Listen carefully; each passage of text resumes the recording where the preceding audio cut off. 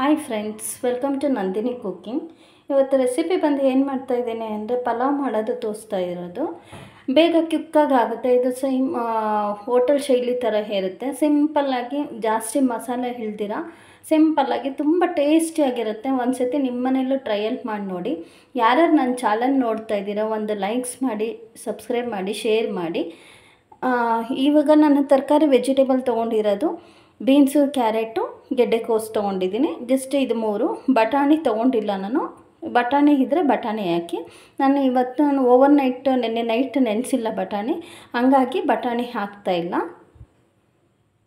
ಆಮೇಲೆ ನೆಕ್ಸ್ಟು ಒಂದು ಮಿಕ್ಸಿ ಜಾರ್ಗೆ ಒಂದು ಇಡೀ ಕೊತ್ತಂಬರಿ ಹಾಕ್ತಾಯಿದ್ದೀನಿ. ಸೇಮ್ ಕ್ವಾಂಟಿಟಿ ಪುದೀನ ಹಾಕ್ಕೊಳ್ಳಿ. ಎಷ್ಟು ಬೇಕೋ ಅಷ್ಟು ಖಾರಕ್ಕೆ ಮೆಣಸಿನ್ಕಾಯಿ ಹಾಕ್ಕೊಳ್ಳಿ. ಇದು ದಪ್ಪ ಮೆಣಸಿನ್ಕಾಯಿ ಇದೆ, ಇದು ಅಷ್ಟು ಖಾರ ಬರಲ್ಲ, ಹಾಗಾಗಿ ನಾನು ಮೆಣಸಿನ್ಕಾಯಿ ಜಾಸ್ತಿ ಹಾಕ್ತಾಯಿದ್ದೀನಿ. 1 ಇಂಚು ಶುಂಠಿ, ಒಂದು 5 ರಿಂದ 6 ಬೆಳ್ಳುಳ್ಳಿ, ಸುಲಿದು ಹಾಕ್ತಾ ಇರೋದು ಬೆಳ್ಳುಳ್ಳಿ. ಇದು ಸ್ಪೈಸಿ ಐಟಮ್ಸ್ ಹಾಕ್ತಾಯಿದ್ದೀನಿ ಎಲ್ಲನೂ. ಇಷ್ಟು ಹಾಕ್ಕೊಂಡು ರುಬ್ಕೊಳ್ಳೋಣ. ಈ ರೀತಿಯಲ್ಲಿ ಪೇಸ್ಟ್ ಮಾಡ್ಕೊಂಬಂತಿದ್ದೀನಿ. ಫುಲ್ಲು ನ್ಯಾಶಾಗಿ ಪೇಸ್ಟ್ ಮಾಡಬೇಕು. ತರಿಯಾಗಿ ಮಾತ್ರ ಪಲಾವ್ಗೆ ರುಬ್ಕೊಬೇಡಿ, ಈ ರೀತಿಯಲ್ಲೇ ಇರಬೇಕು. ನೋಡಿ, ಮಸಾಲೆ ಕ್ವಾಂಟಿಟಿ ಸ್ವಲ್ಪನೇ ಇದೆ.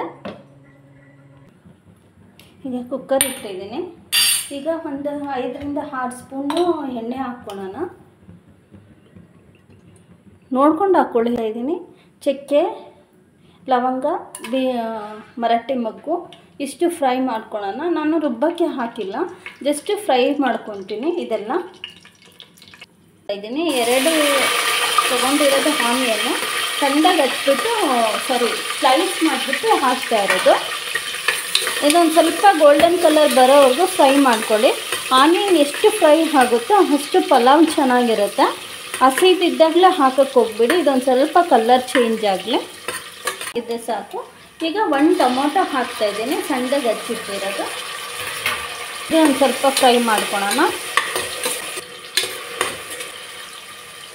ಈಗ ಹಚ್ಚಿಟ್ಟಿರೋದು ವೆಜಿಟೇಬಲ್ಸ್ ಹಾಕ್ತಾಯಿದ್ದೀನಿ.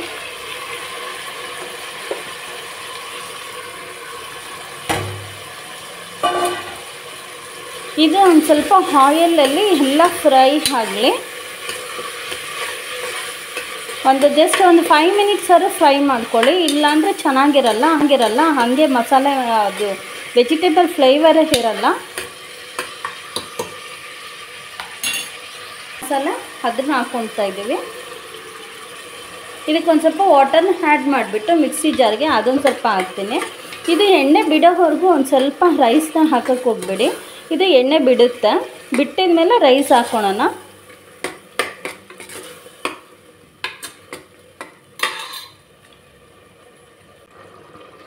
ಇಷ್ಟು ಕುದ್ದಿದ್ರೆ ಸಾಕು. ತೊಗೊಂಡು ತೊಳೆದುಬಿಟ್ಟು ನೆನೆಸಿಟ್ಟಿದ್ದೆ. ಈಗ 2 ಗ್ಲಾಸ್ ಅಕ್ಕಿ ಹಾಕ್ತಾಯಿದ್ದೀನಿ. ಅಕ್ಕಿ ಹಾಕಿದ ಮೇಲೆ ಒಂದು ಸತಿ ಸುಮ್ಮನೆ ಹಿಂಗೆ ಮಿಕ್ಸ್ ಮಾಡಿ. ರೈಸ್ಗೆಲ್ಲ ಮಸಾಲೆ ಅದೊಂಥರ ಮುದ್ದೆ ಥರ ಆಗಿಬಿಡುತ್ತೆ. ಈ ರೀತಿ ಜಸ್ಟ್ ಮಿಕ್ಸ್ ಮಾಡ್ಕೊಳ್ಳಿ. ನಾನು 4 ಗ್ಲಾಸ್ ನೀರು ಹಾಕ್ತಾಯಿದ್ದೀನಿ, ವಾಟರ್ನ. ಇದು ಲಿಡ್ನ ಈಗಲೇ ಕ್ಲೋಸ್ ಮಾಡಬೇಡಿ. ಜಸ್ಟ್ ಅದು ಒಂದು ಕುದಿ ಬಂದಿದ ಮೇಲೆ ಲಿಡ್ನ ಕ್ಲೋಸ್ ಮಾಡಿದ್ರೆ ರೈಸ್ಗೂ ಮಸಾಲೆ ಎಲ್ಲ ಫುಲ್ ಮಿಕ್ಸ್ ಆಗಿರುತ್ತೆ. ಇಲ್ಲಾಂದರೆ ಮಸಾಲೆ ಕೆಳಗೆ ಇರುತ್ತೆ, ರೈಸೆಲ್ಲ ಮೇಲೆ ಇರುತ್ತೆ, ಚೆನ್ನಾಗಿರಲ್ಲ. ರುಚಿಗೆ ತಕ್ಕಷ್ಟು ಉಪ್ಪು ಹಾಕ್ತಾಯಿದ್ದೀನಿ. ನೋಡಿ ಫ್ರೆಂಡ್ಸ್, ಇಷ್ಟು ಕುದ್ದಿದ್ರೆ ಸಾಕು. ಈಗ ಲಿಡ್ನ ಕ್ಲೋಸ್ ಮಾಡೋಣ. ಈ ಥರ ಒಂದು ಸತಿ ಮಿಕ್ಸ್ ಮಾಡಿಬಿಟ್ಟು ಲಿಡ್ನ ಕ್ಲೋಸ್ ಮಾಡ್ಕೊಳ್ಳಿ. 2 whistle ಕುದಿಸ್ರಿ.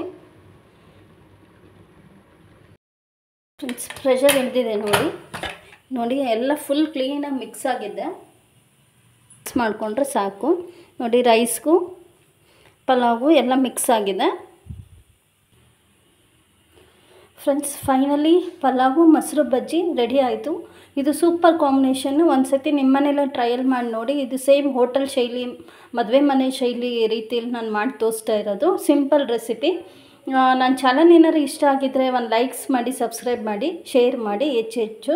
Thanks for watching my channel.